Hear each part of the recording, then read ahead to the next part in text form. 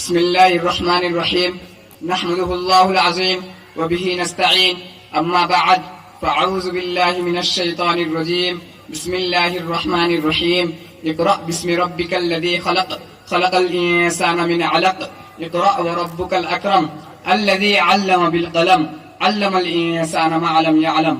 وقال النبي صلى الله عليه وسلم طلب العلم فریضۃ علی کل مسلم. علم وہ دولت ہے جو لٹتی نہیں، علم وہ دولت ہے جو لٹتی نہیں، خرچ کرنے سے کبھی گھٹتی نہیں. علم کی دھن جسے لگی نہیں، علم کی دھن جسے لگی نہیں، سچ تو یہ ہے وہ آدمی نہیں. میرے محترم مہمانان گرامی اور عزیز دوستو، السلام علیکم ورحمۃ اللہ وبرکاتہ.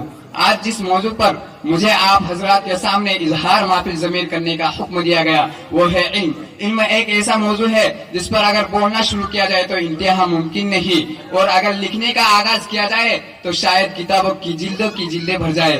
تو اس مختصر سے وقت میں آپ حضرات کے سامنے قرآن و سنت کی روشنی میں علم کی فرضیت اور اہمیت کے بارے میں کچھ معروضات پیش کرنا چاہوں گا.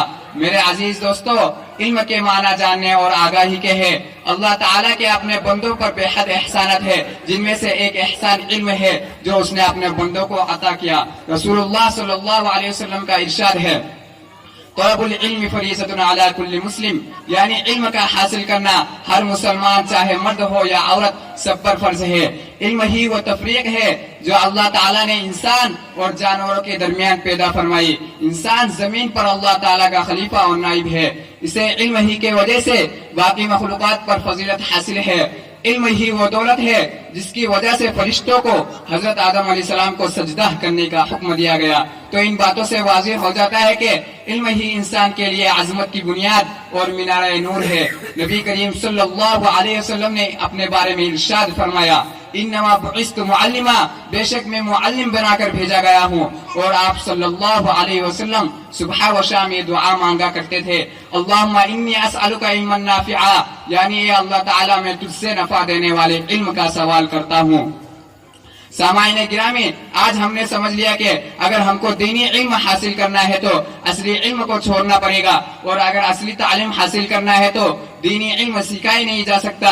جبکہ ہونا تو یہ چاہیے تھا کہ مسلمان علم کی طرف سب سے زیادہ توجہ دیتا، کیونکہ قرآن مجید نے دین کے بنیادی احکام کے ساتھ ساتھ دنیاوی علم، فلسفہ، تاریخ، غذائیت اور سائنسی علوم پر غور و فکر کی بھی دعوت دی. حضور پاک صلی اللہ علیہ وسلم کا ارشاد ہے اطلبوا العلم من المہدی الی اللحد، یعنی ماں کے گود سے لے کر قبر تک علم حاصل کرو. اور یہ بھی آپ صلی اللہ علیہ وسلم نے فرمایا کہ مومن علم سے کبھی سیر نہیں ہوتا.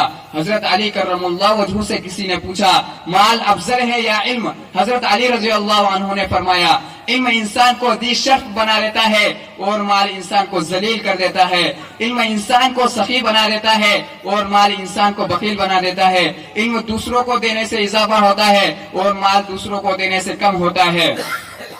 علم عظمت اور سربلندی کا ذریعہ ہے. زیور علم سے آراستہ لوگ اللہ تعالیٰ کے زیادہ قریب ہوتے ہیں.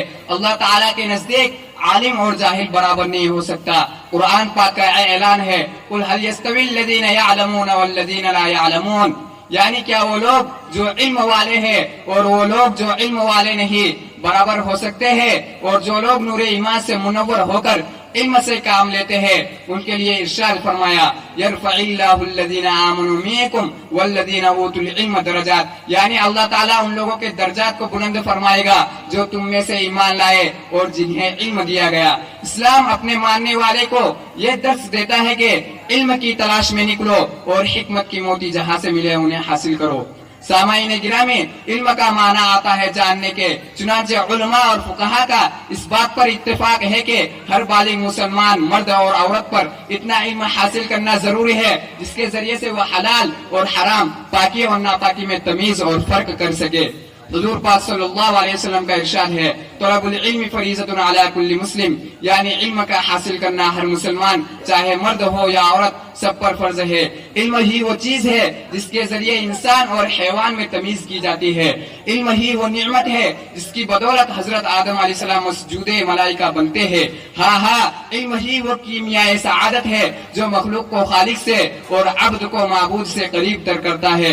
اللہ تبارک و تعالی کا ارشاد ہے قل هل يستوي الذين يعلمون والذين لا يعلمون انما يتذكر اولو الالباب، یعنی جاننے والا اور نہ جاننے والے دونوں کبھی بھی برابر نہیں ہو سکتے۔ حدیث میں آتا ہے کہ جب کوئی آدمی علم کے راستے کو اختیار کرتا ہے تو اس کے لیے اللہ تعالیٰ جنت کے راستے کو آسان کر دیتے ہیں۔ اور ایک حدیث میں آتا ہے کہ عالم کی فضیلت عابد پر اس طرح ہے جس طرح چاند کی فضیلت تمام ستاروں پر۔